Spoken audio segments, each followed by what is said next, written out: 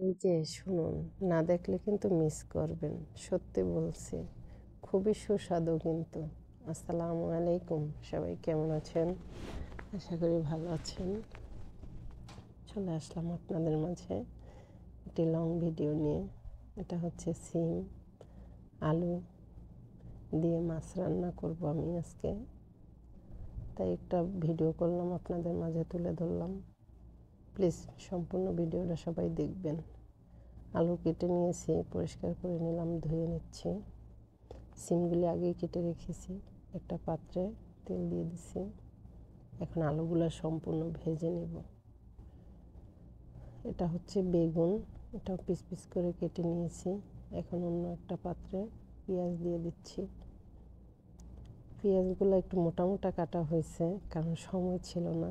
আলু ভাজতেছি, আলুগুলোও মোটামুটি হালকা পাতলা ভাজবো, বেশি না, একবারে যে একবার কড়কড়া তাও না, মিডিয়াম। আলুগুলো হচ্ছে, তুলে ফেলবো। তেমন কিন্তু ভাজিনি, একবারে কড়া ভাজা দিই নেই, হালকা। এভাবে কিন্তু তরকারি রান্না করলে তরকারির স্বাদটা অন্যরকম হয়। এটা হচ্ছে বেগুন, বেগুনগুলো ভেজে নেব। বেগুনগুলি ভাজা হয়ে গেলে আপনার হচ্ছে অন্য একটা পাত্রে আমি পেঁয়াজ দিয়ে দিয়েছি, ওগুলো নাড়তেছি। সামান্য একটু আদা আর রসুন বাটা, আমি সবসময় ফাঁকিগুলি ব্যবহার করি, কিন্তু যেহেতু এটা মাছ, আপনার মাছ হচ্ছে আর মাছ, সেহেতু একটু বাটাগুলো হইলে বেশি ভালো হয়। তাই একটু বাটা মশলাটা দিলাম। সব ধরনের মশলা আছে, এগুলো দিয়ে দিলাম। একে একে আমি সব কিছু দিয়ে দিয়েছি, দেখতেইছেন। এখন সুন্দর করে কষিয়ে নেব, যাতে মশলার গন্ধটা না থাকে। এদিকে কষাচ্ছি, এদিকে কিন্তু বেগুনগুলোও ভাজা হয়ে যাচ্ছে আমার। বেগুনগুলো অলরেডি ভাজা হয়ে গেছে, আলু ভাজা হয়ে গেছে। এখন বাকি আছে শুধু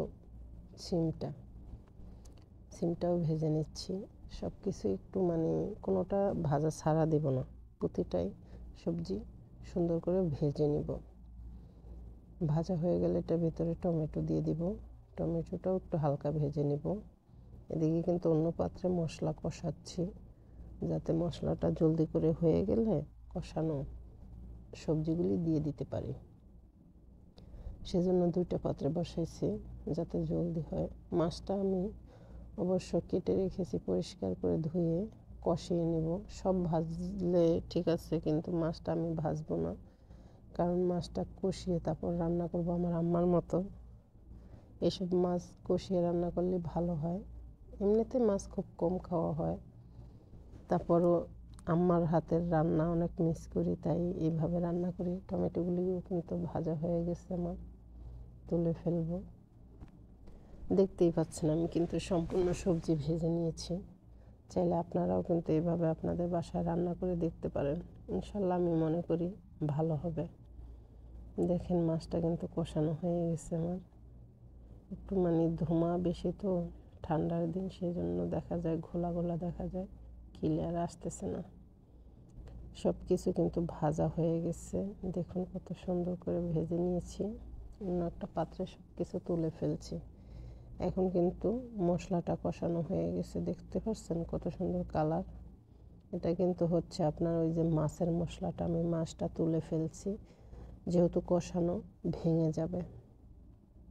এখন আমি সবজিগুলি দিয়ে দিচ্ছি, সবজিগুলি দিয়ে সুন্দর করে কষিয়ে নেব। কষানো হয়ে যাইলে তারপরে সামান্য একটু গরম পানি ব্যবহার করব। এখানে আমি সবসময় মূলত গরম পানি ব্যবহার করি। তাতে হয় কি, দেখা যায় জলদি করে আপনার তরকারিটা রান্না হয়ে গেল, এবং গরম পানি দিলে তরকারিটা সুস্বাদুও লাগে, একটা পানসা ভাব আসে না। দেখতে পাচ্ছেন আমি সবজিগুলো সব কষিয়ে নিয়েছি। এখন হচ্ছে এখানে আপনার ওই যে মাছটা তুলে রেখেছিলাম, কষানো মাছ, এখন গরম পানি দিয়ে দিচ্ছি। তারপরে হচ্ছে এখানে আপনার দিয়ে দিব কষানো মাছটা উপরে, যাতে ভেঙে না যায়, যেহেতু মাছটা কষানো, ভেঙে যাওয়ার সম্ভাবনা থাকে, সেই জন্য এভাবে দিচ্ছি। দেখুন কত সুন্দর কালার আসছে, মাশাল্লাহ। আপনারা কিন্তু ট্রাই করতে পারেন, ঠিক আছে। তরকারিটা কিন্তু আমার অনেক দিন আগেই করেছিলাম, আসলে সময়ের অভাবে আমি ছাড়তে পারিনি, আজকে ভয়েস দিচ্ছি।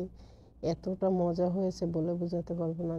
জিরার গুঁড়ো দিয়ে দিচ্ছি, কাঁচামরিচ। দেখেন আমার রান্না কিন্তু হয়ে গেছে। মানে এতটা স্বাদ হয়েছে, সেম আমার আম্মার মতো হয়েছে। খুবই মজা হয়েছে। সবাই ভালো থাকবেন, সুস্থ থাকবেন। আল্লাহ হাফেজ।